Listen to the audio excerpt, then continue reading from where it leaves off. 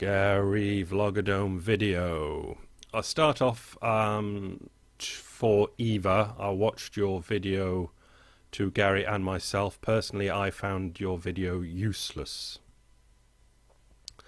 Right, moving on to Gary. I'm going to I'll do a step in between because I was just doing something and something came to mind that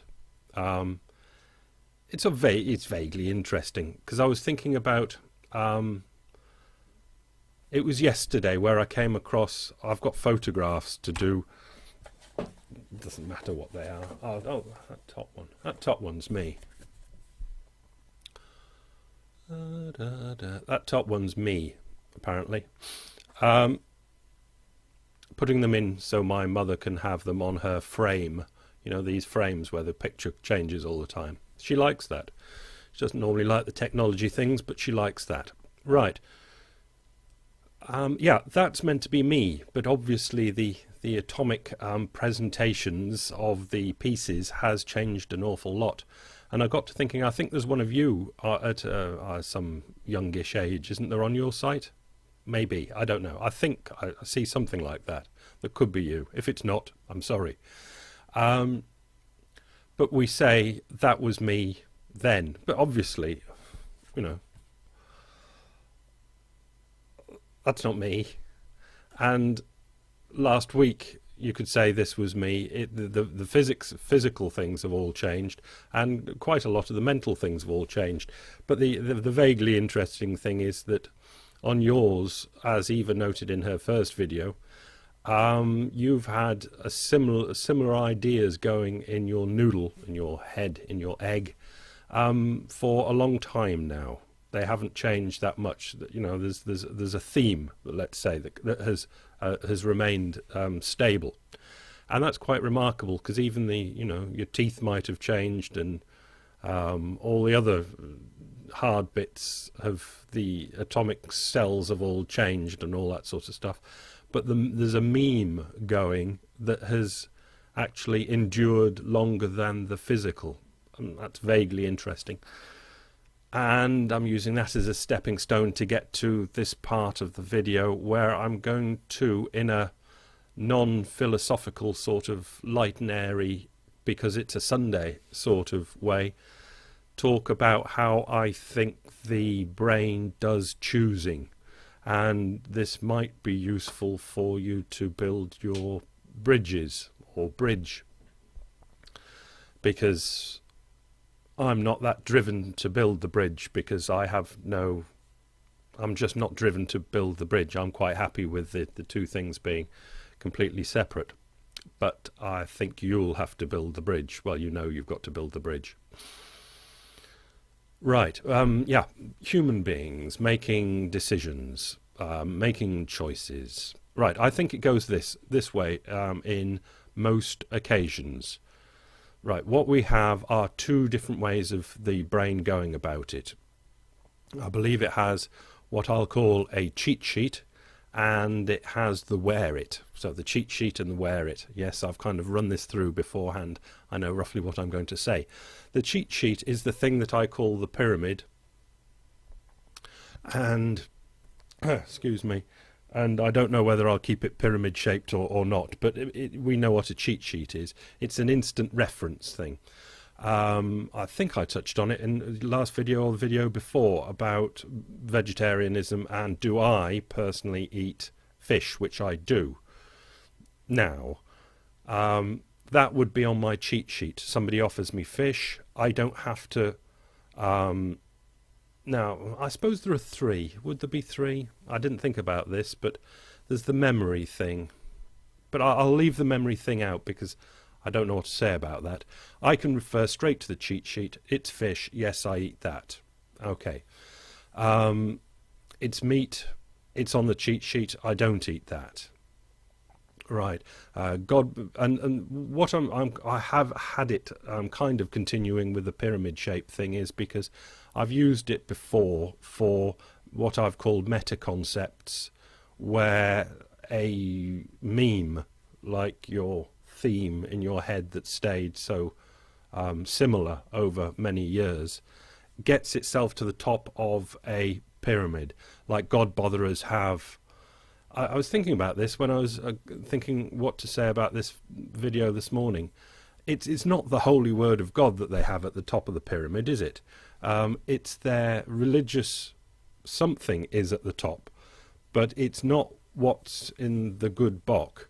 I mean, it's normally what is acceptable in their neighbourhood, what their friends and relations and people at their local church think is the thing to do, as opposed to what is actually in the Bible, isn't it, really? I think we know that from experience. So if the preacher at the local church says whatever he might say, then that goes into the top of the pyramid. And if the person then needs to make a decision on between this and this, she will refer to the top of the pyramid to what the preacher said was acceptable, and go, or will be strongly influenced, very strongly influenced by that, because it's at the top of the pyramid. Top of the pyramid, strong influence. And as it comes down the pyramidical cheat sheet, an awful lot of answers are already there. So even, should we go?